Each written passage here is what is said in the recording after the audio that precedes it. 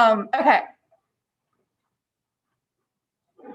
So remember when I was working on the map back here where we were talking about the effects of the transportation, like revolution, where we were looking at the canals and how westward expansion kind of started as a result of that, because you had people moving into that Northwest territory because they now had options not only to sell their crops, but to also purchase manufactured goods. I was thinking about it and I was like, that would be a really good DBQ topic, because if you think about, like, it has to do with westward expansion. So that's kind of like the political part and that nationalism. It has to do with the economy, right? Because of obviously the effects of kind of like that American system that we talked about. And it also is going to affect, politics in that it's going to lead to universal white male suffrage, right? More and more states are going to pass state laws that give those men the right to vote. And then that's going to affect the political system. So this is where we left off last time. You have the two main political parties are going to be the Democrats and the Whigs. Now, the Democrats are first, okay? Andrew Jackson, the Jacksonian Democrats. Remember, he has an entire era dedicated to him. And that was one of the other possible DBQ topics that I was thinking about, is like the effects of universal white male suffrage, like on politics or something kind of like that. We're kind of due for that. And that made me think of transportation, because it's like cause and effect. Just something to kind of think about. Remember that he is for the common man. That was something that they used a lot. He referred to himself as a Jeffersonian. Thomas Jefferson hated Andrew Jackson. He was like, that dude's crazy, because he was. Kind of think about the Democrats as small centralized government, which is consistent with the Democratic Republicans. They wanted to lower tariffs. That was a big one, because remember, the rural farmer, whether you are in the North or in the South, the rural farmer was negatively impacted the most because of those high tariffs. Tariffs were a policy that was supported by the Federalists originally and the Whigs during this time period. Which political party in the future is also going to support tariffs, high tariffs? Republicans. Good. Make sure you understand that connection. Republicans and the Whig Party, and I'm talking about like Gilded Age Republicans, like the Andrew Carnegie era, so like period 6, okay? Modern Republicans, though, right? So it's different now, because after the World Wars, with globalization, the economy changes. And even with imperialism a little bit, but like we don't have tariffs anymore. Now, if you're looking for some type of connection, one of President Trump's arguments for raising tariffs was to promote American manufacturing, because that's a downside after globalization, is that when we reduce those tariffs, a lot of our jobs ended up going overseas after NAFTA, which we'll talk about next week. And so that was kind of one of his arguments, okay? Henry Clay's American system is very similar. That would be a really good short answer question, where they had you compare, and this is mostly for the in-person kids, where they would have you compare Hamilton's economic plan to the American system. They're very similar in what their goals were in trying to accomplish. Okay. Other important conflicts related to this period. You have the bank situation, right? Remember that Andrew Jackson is going to kill the Bank of the United States. That could there's always a question, not always, but like there's probably more than likely a question related to the Bank of the United States from this time period. That would be a good one to have for multiple choice. Hey, let's see. And all of these things happening between these two political parties is leading to sectionalism. So remember that this is like the period of John C. Calhoun and like the South Carolina nullification crisis, where he starts throwing out very loosely, starts talking about secession. They viewed tariffs as unconstitutional, right? Because, and if you remember, if you go to the Civil War, the reason that they seceded is because they felt like the federal government no longer represented them, right? And a lot of it had to do over the expansion of slavery at that point in time, but this is not something new.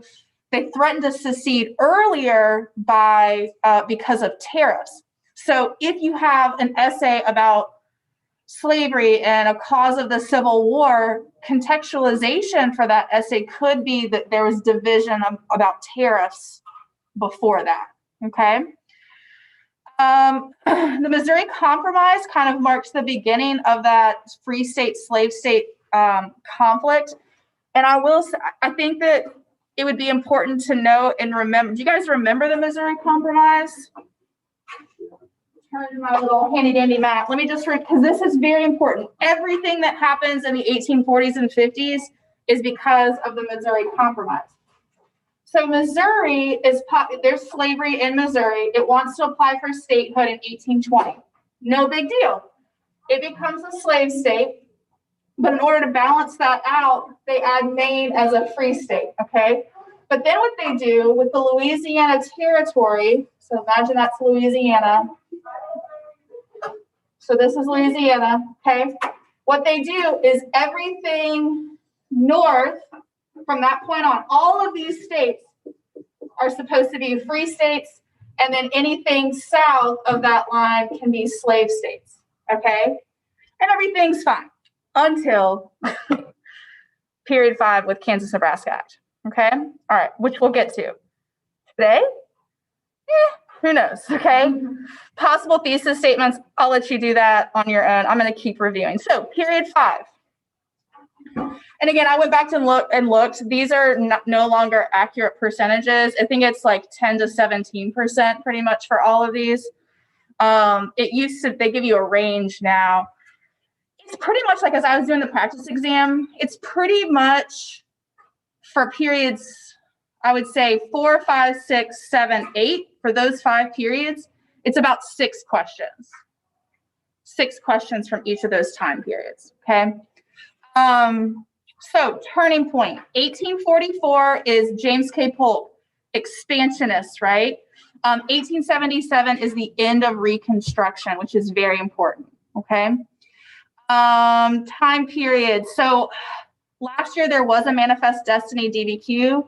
It would be awesome if they could do that one again, I think, especially in the chaos that is this year. You have to understand how the failure of compromising and the tension between the North and the South, economically, politically, socially, led to the Civil War. Like, you have to understand that for this course. They could very well give you that DBQ again, especially the kids at home. Because the kids at home, they're probably going to do the same thing where they throw out maybe 5 different DBQs with a range of different documents that go with it to prevent kids from cheating. So I would very well expect something similar like that, similar to happen, okay? All right, so hopefully you remember Manifest Destiny. That's pretty easy, right? It's coming off of this period of extreme nationalism, so that plays a role.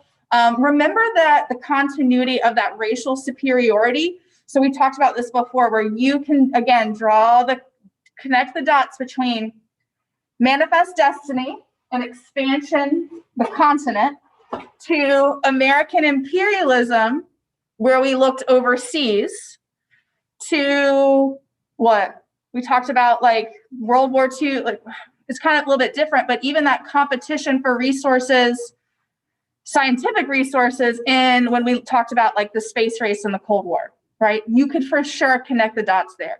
Contextualization is found all within that, depending on, you know, what time period you're given for the DBQ, okay? And it's those 3 Gs. Remember those 3 Gs, right? So what is the economic motive? What is the religious or the cultural motive? And what's the political motive related to all of those? Does that make sense? Okay. What kind of begins all of this is the Mexican-American War. I don't remember, did we talk about, I'm trying to remember when I talked about this with someone. Oh, I know what it was. It all starts with Texas.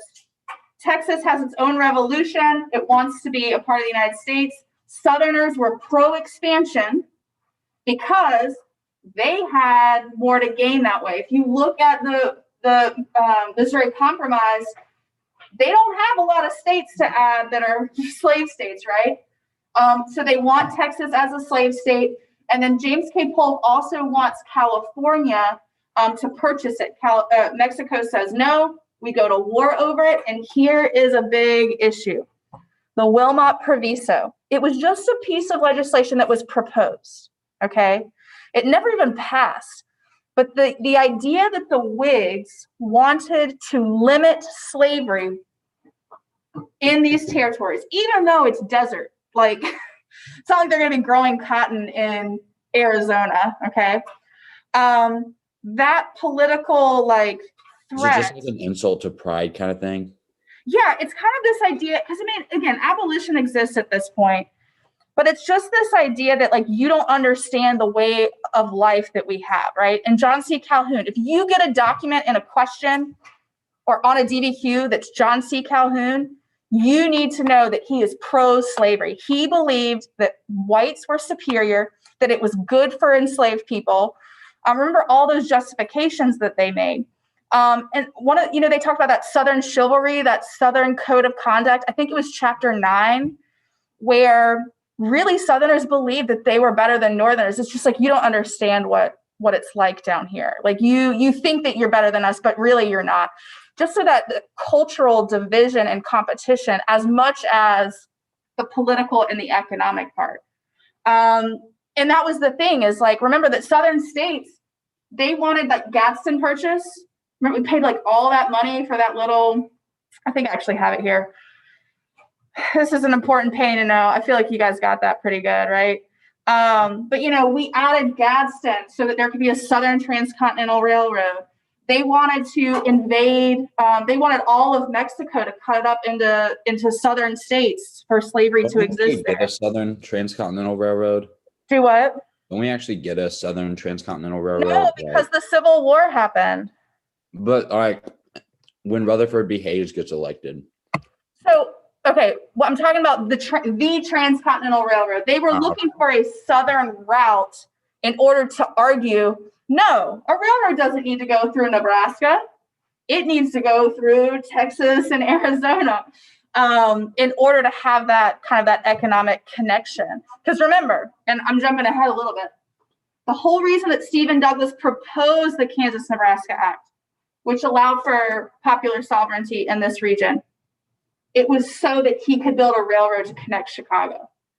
Southern states had blocked a transcontinental railroad for years, because if you build the railroad here, people move here, they apply for statehood, and then you have more free states. So it was this constant, it was the like political pawns, like literally in a chess game of who's going to have the most power in the House of Representatives and in the Senate too. Okay.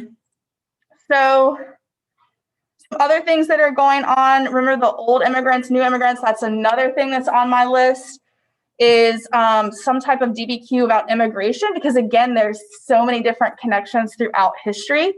So like, what were the effects of immigration like on the United States? And so you could talk about like laws that were passed that discriminated. You could talk about like cultural diversity. So just kind of think about that. And we'll talk more about that next Wednesday for the kids that want to come to that kind of like last hurrah office hour talk. So I think that could be an option. Here are some pieces of legislation. Like we talked about how, like while the South is away, the North will pass all the legislation that they tried to for decades. That again, Northern Whigs are trying to promote economic expansion, where Southerners were really just wanting to add states in the South for slave states and that political power. Okay, we could have a DBQ on this topic as well, reformers. It would be really mean, I think, because this is a really boring, well, maybe not boring. I mean, I guess if I think it's somewhat boring, high schoolers will for sure feel like it's boring. But looking at how religion influenced, and we wrote this essay, how religion influenced all of these reform movements. And I think I mentioned that last week. But looking at abolitionists, please make sure, do not say that everyone in the North was an abolitionist and they all wanted to free the slaves and they were just the nicest people ever. No, that's a lie, okay? That's something that you guys conjure up in your heads, that like the South was like, you know, I mean, they were evil. There were some people that were absolutely evil. It was more about economics in the South. In the North, they were just as racist. We learned that after the Great Migration, right? It was more about, abolitionists were a very small percentage of the North. They didn't even have their own political party. Remember that the Whigs were just more about the economy. The abolitionists were the Liberty Party. Now, William Lloyd Garrison was a radical, so I would make sure that you understand how that radicalism with John Brown, you had Harriet Tubman and the runaway, or in the Underground Railroad. Those are examples of things that just infuriated the South. And they used those as talking points to really, like, in their newspapers and in churches, in order to draw up this anti-Northern, like anti-Union sentiment. And that's how they were able to get enough support to secede from the Union, is because they just use these radicals in these specific instances in order to spread fear. I don't know if that sounds familiar to anybody, but politicians do the same thing even today, okay? Again, no John C. Calhoun, know that he tried to justify it. Yeah, okay, all right. Any questions so far? I know I'm going fast, but I want to get as far as I possibly can today. Anything that I need to go over so far? Was Calhoun kind of a part of that, was it like? Those are the great, the orators, those, yeah, so you had Henry Clay, John C. Calhoun, and Daniel Webster, were these three politicians. That's a great question. These three great politicians of the time period, and they also happen to be, I don't know if Webster was a war hawk, but Henry Clay was, like back from the War of 1812. So they've been in Congress for decades, right? They're old and they die in the 1850s. But they were constantly debating one another over that same principle of what should be the function of the federal government compared to state governments, right? Because that's the fundamental difference between every political party throughout history. Even today, what do Republicans and Democrats at their root, what do they argue over? Is what is the role of the federal government? Is it stimulus bill and minimum wage, like bigger government programs, or is it more like with the Republicans where it's like, no, deregulate, like let the free market do its thing. Let's cut taxes, right? Does that make sense? And that's about government intervention. And so it's from the Federalists and the Democratic Republicans all the way through today. Every single political party, anytime there's conflict, ask yourself that question. Could I look at how do these parties feel about the power of the federal government? Okay, now it's a drastic change after FDR. It changes big time after that. But for the most part, at this point, it was pretty small compared to what we're used to today. All right, so Compromise of 1820, excuse me, Missouri Compromise. Next big thing is going to be in 1850. What's the context for the Compromise of 1850? Before we can talk about what the Compromise of 1850 did, what do we need to know? Like the manifest destiny led to like the westward expansion led to like. Yeah, so here is, we call this the Mexican Cession. So we win the Mexican-American War. We get California. What happens in 1849? Gold rush. Gold rush happens. People move to California. It booms up, and all of a sudden, within a year, they can apply for statehood. That's context for the Compromise of 1850, okay? So California wants to be admitted as a free state. Now, why would California want to be a free state?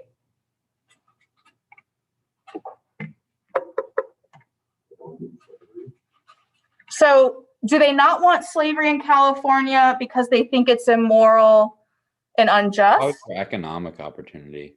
It's the economic opportunity. That's the biggest thing in understanding. Remember, the free soilers, all these immigrants that are coming into cities, they want to make way. That's why they're passing the Homestead Act and all of that stuff, is that they want that area of the country open for Americans and immigrants to move out into that area and have more economic opportunity. That is so, so important. They don't want competition with African Americans. Yeah, for sure. Freed slaves. Okay. Which is why many of them were kind of hesitant to support emancipation, because they were worried that African Americans would make their way north and compete for jobs as well. The only reason they really supported the Emancipation Proclamation and the 13th Amendment was even kind of like super like shady how they got it passed, but it was because they thought it would end the war quicker if you freed their slaves. And that was the only thing that they were concerned about, was ending the war. Okay. All right. So fugitive slave law is a really important part of this. It was one of those compromises, because now what you have is the federal government telling states like Massachusetts, where there are a lot of abolitionists, you can't help, even though you think it's like a moral issue, you can't help these people. It's against the law, right? And so they start taking, I mean, there were free Blacks that had been living in like for generations, who were, because of a corrupt process, were sold into slavery. And so here you have like that example, like think about nullification there. You had states that were passing laws that contradicted that federal law. Is that not nullification? Isn't that same struggle between these two groups? Does that make sense? It's found throughout. Okay. Yeah, of course. So here comes the Kansas-Nebraska Act. Really, really important piece of legislation. Okay. So remember, Douglas wants a railroad to connect. I think it ends up starting in Omaha, right? And it's going to go to Sacramento. Okay. So here's our railroad. Okay. He knows that southern states are going to block that piece of legislation as long as Nebraska and all these states are going to be free. So he says, hey, let's think about this the democratic way. What if we use popular sovereignty where the people in Kansas get to choose? Now that means that it opens up the possibility of slavery. And that leads to what? People in slave states doing what? Moving into this region just so they can vote, turns into violence, and you have bleeding Kansas. Okay. Remember this political cartoon? Moving there too. Say that again.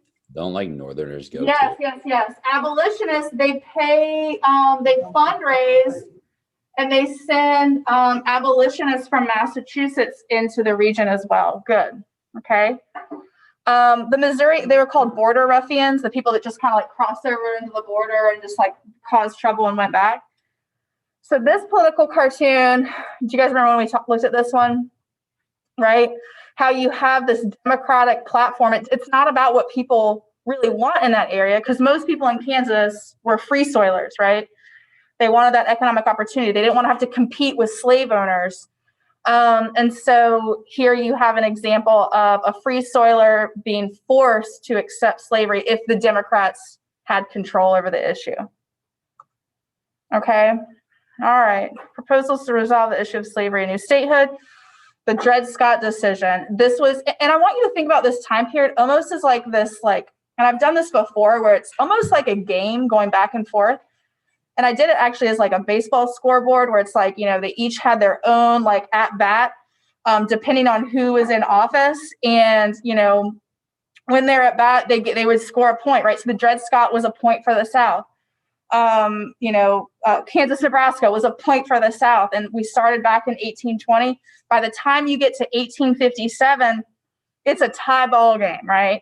And going into that 1861 election, who's going to win? And that 1860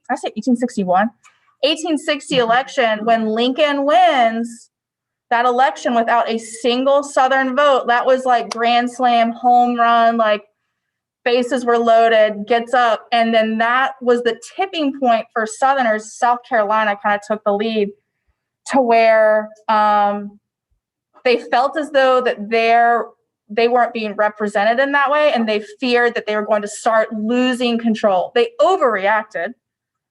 More than likely, if they had just like relaxed and let Lincoln be president, it would have been okay, because they lost their slaves a lot faster because they seceded than rather I don't know if I told you guys, there are historians that have predicted that slavery could have extended into the 20th century if the Civil War had never happened. That people in the North and in the West kind of put their blinders on and were like perfectly fine with let the South do their thing, let those states do their thing, that it could have extended into the 1900s, which is Like kind they of were fine with it existing in the South as long as it didn't exist in the West. as long as it didn't interfere with their way of life in the North and their economies in the North. And at that point, it really didn't, right? They all benefited from one another, right? Think about that. Those Southern cotton plantations are putting them on ferry boats and taking it to Massachusetts to the textile mills. Everyone was benefiting. The only thing that would have changed is if people kind of gained that moral footing where they said, like, this is not okay. Like, this is an ethical issue, which would have happened probably around the time of the Progressive Era anyways. So it could have been that long because no one, and you can't really do what ifs, but a few historians agree with that. I mean, it makes sense. Okay, remember that violence isn't just happening off in like Kansas farms. It was happening in the halls of Congress. Do you guys remember this situation? The Brooks Sumner incident. Okay, this has to do with that Southern chivalry and code of conduct as well. Like, don't you be talking about my family members. And remember that Sumner was like really hurt pretty badly. He was the Northerner. He was talking about Southerners. Okay, so Whigs in that in the 1854 election, the Whig Party is gone. After Kansas, Nebraska, one of the effects is the birth of the Republican Party. Please do not say that the Republican Party was anti-slavery. It was not. There were certain factions of the people that were within the Republican Party that believed in abolition, but the overwhelming majority were not anti-slavery. They were anti-expansion of slavery into these Western territories. Okay, they said let slavery exist where it already does. That's another issue for another day. But they did not think that slavery should carry over into these territories. Is there a precedent for that? Has there been any other time in American history where Congress said, "Yeah, we're gonna gain this territory, and slavery can't exist there"? The Northwest Territory. They like it when kids remember that. So back during the Articles of Confederation, way back then, they banned slavery from existing in these northern states. In the South, okay, they're like, yeah, that makes sense. Why would we have slavery there? Because at that point in time, it was just an economic institution. But throughout the 1900s, it develops into that political, cultural issue, as well as obviously economically benefiting the South. Okay. I can't breathe in this thing. All right. Any questions so far about secession? There's your map. Remember that there are multiple people running as well because the Democrats are split. So notice here where the Northern Democrats, that was Stephen Douglas, that was popular sovereignty. Southern Democrats were like, heck no, expansion all the way, constitutional right. That's the Dred Scott thing. That was one of the things that they started arguing at this point in time was they said, no, slavery is guaranteed by the Constitution because slaves are property. They're not human beings. And so that should be constitutionally protected. And that's what the Dred Scott decision actually said. Northerners were like, that's a little much. And so they broke apart. Okay. All right. So during the war, they're not going to ask you battles and things like that. Okay.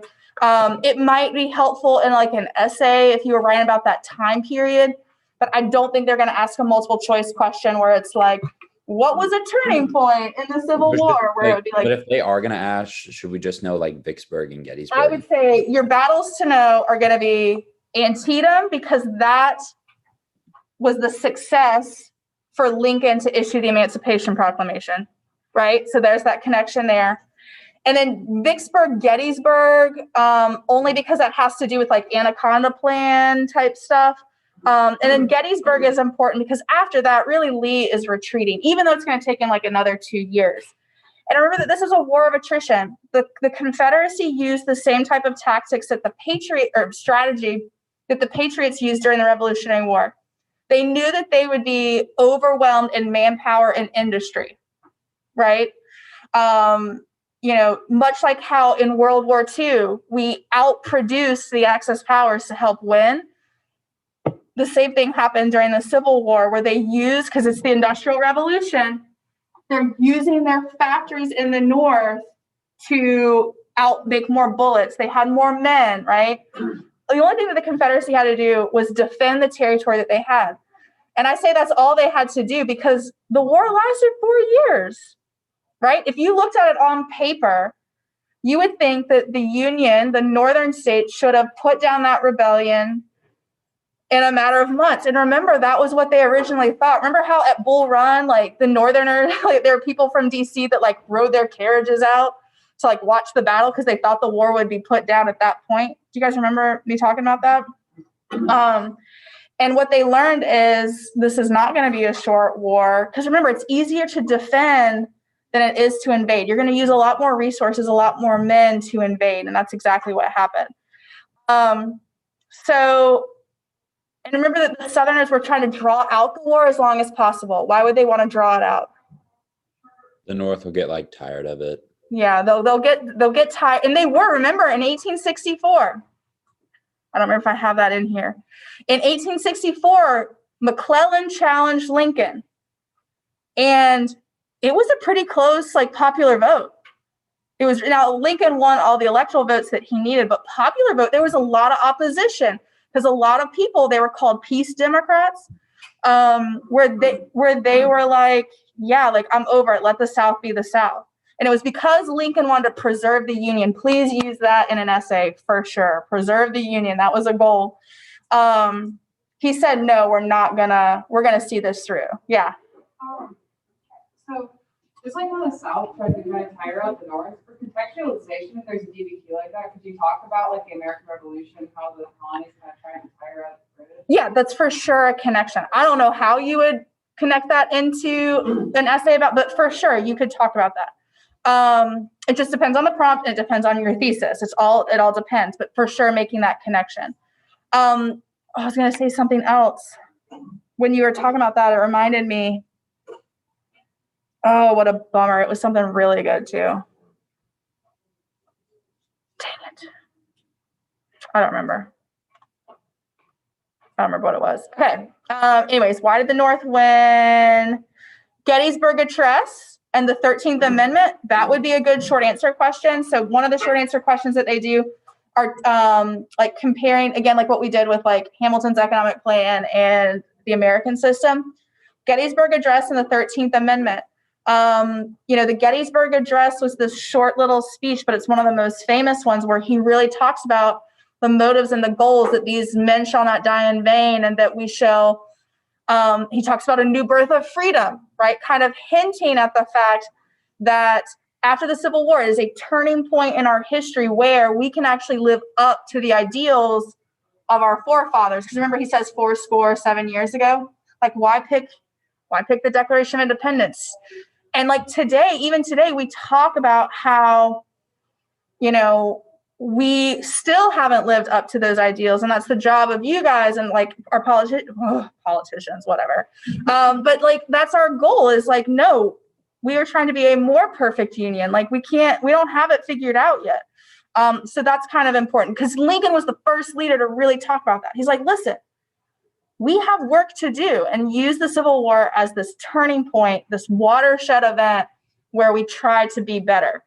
Unfortunately, after he's assassinated and Johnson comes to power, the hot mess that is Reconstruction, it really has plagues the 20th century as well because of how we handled Reconstruction and treatment of African Americans in the South and the impact that that's had long term.